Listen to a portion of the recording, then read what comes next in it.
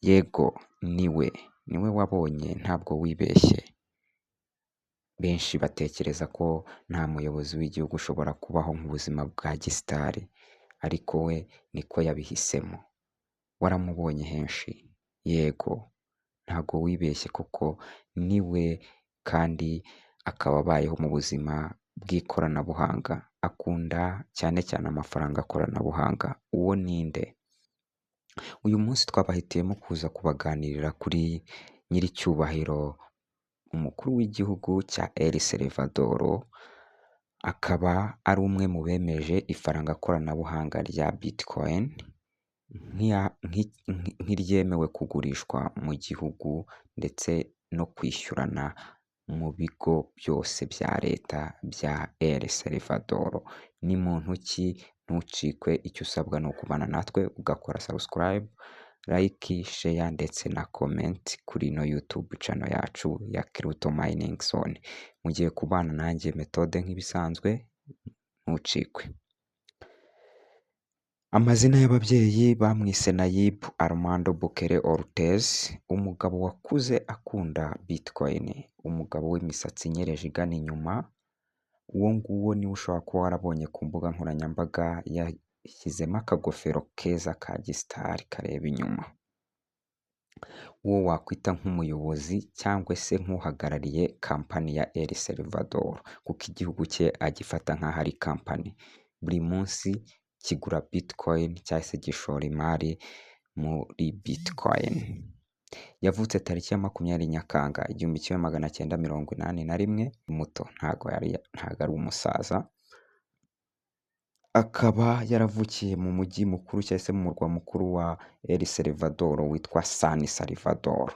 Nayib Armando Bukele Ortez, ubukire ndetse n'ubukirisitu abukura ku babyeyi be, aho sekuru na nyirakuru bari abakirisitu bakomokaga muri Palestine, bimutse bava muri ibyo bice bya Palestina. Akaba baraturukaga mu mujyi wa Yerusalemu ndetse na Betelehemu, aho baje bagendeye kuri pasiporo ya Ottoman.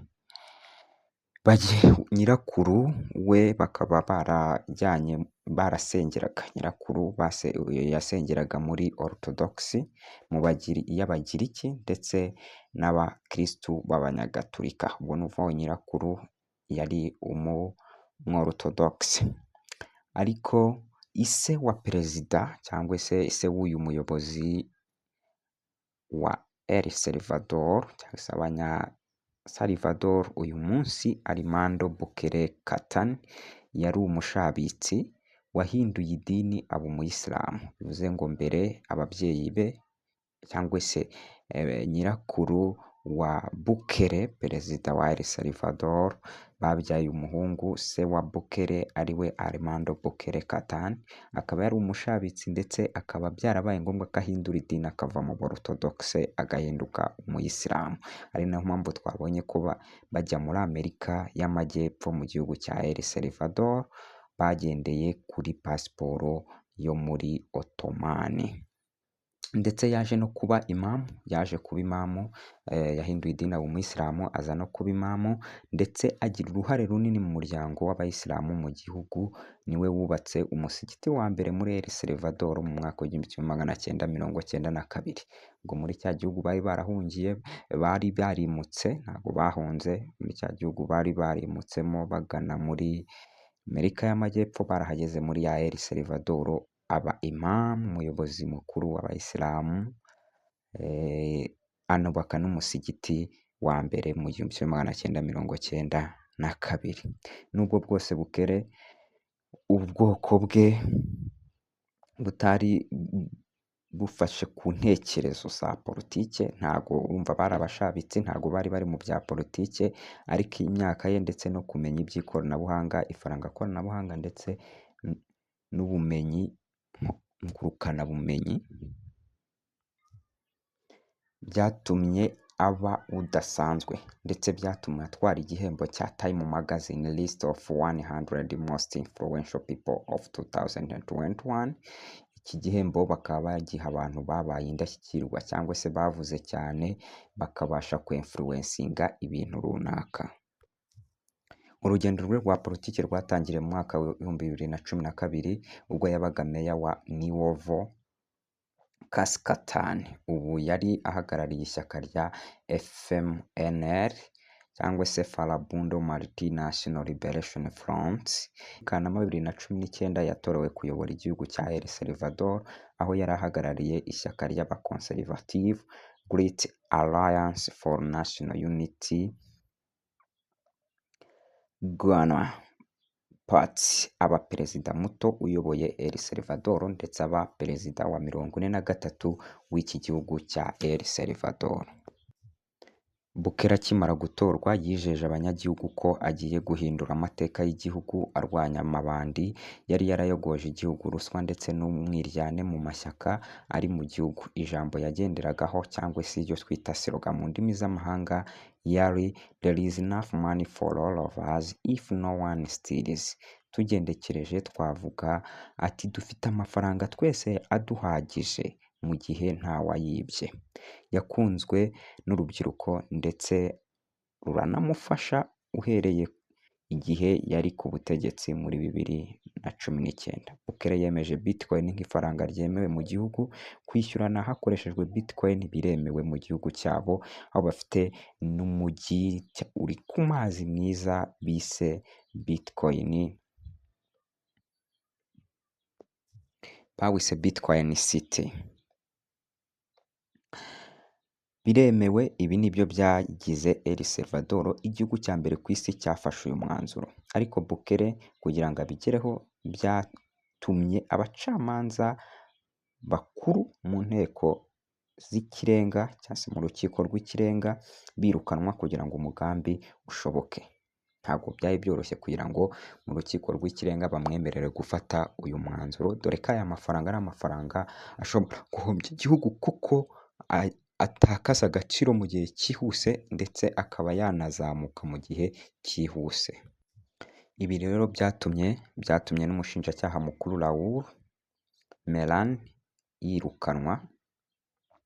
Mu matora ya 2021 urubyiruko ndetse n'abandi batuye iki gihugu barongeye bamugirira icyizere bitewe n'uko yahashije amabandi yari yarayogoje igihugu, arayafunga ndetse umutekano uragaruka, igihugu kirongera gitera imbere, abantu baragisura cyane baje kureba icyo gihugu cyemeje Bitcoin ndetse baje no kureba koko bari bwishyure za Bitcoin zabo bigakunda. Ubu ni igihugu gisigaye cyungukira ku bukerarugendo ku buryo bwo hejuru. Ariko ntabwo abantu bakomeje kumubuza uyu mugambi ndetse bakomeza no kumunenga cyane cyane muri COVID-19 yashyizwe mu bikorwa muri 2020. Iyo gahunda rero y'icyo gihe ntacyo yatanze kuko n'ubundi uyu mugabo yakomeje ingamba ze zo gukomeza kugura Bitcoin anavuga yuko ziri kumwungura. Ariko Bukele ntiyari yatangaho, icyo gihe yari ataratangaza ko azongera kwiyamamariza manda ya kabiri mu matora ya 2024. Abari bamushyigikiye n'abamunengaga bakomeje kurebaho imigabo n'imigambi ye iganisha El Salvador. Ikaze mu mujyi wa San Salvador, reka tugereyo tuhawe ikaze, dufite Bitcoin zacu mu ruhago, twagiye mu mujyi wa San Salvador, umujyi w'agatangaza wakita nka paradiso. Turahatemberana na Mary Carlo, umunyamakurukazi wa Al Jazeera. Aha yasuye Bitcoin Beach ibarizwa muri Bitcoin City muri San Salvador. Umva uko Morena Valdez mu munsi mukuru w'ubukerarugendo, minisitiri mukuru w'ubukerarugendo muri El Salvador abitubwira. Ati muri ubu bukerarugendo turimo, aba Bitcoin bose bakaza bakishimira muri iki gihugu cyacu, barishyurana nta kibazo gihari. Nayib Bukele afata Bitcoin nk'igikoresho cyo kuzamura ubukungu ndetse n'inkingi ya mwamba mu iterambere ry'igihugu cya El Salvador. Abavuye imihanda yose bari kugana ku bwinshi kujya gutura muri El Salvador. muri El Salvador mu gace ka Horizonte ufata ikawa warangiza ukegura telefone yawe ugafotora amagambo acagaguye ayo mu ndimi z'amahanga bita QR code ukishyura ukoresheje Bitcoin. Nubwo bimeze bityo ariko umubare w'abakoresha cryptocurrency cyangwa se ifaranga koranabuhanga muri El Salvador uracyari hasi, bamwe batsimbaraye mu gukoresha amafaranga y'impapuro asanzwe, dore ko ibigo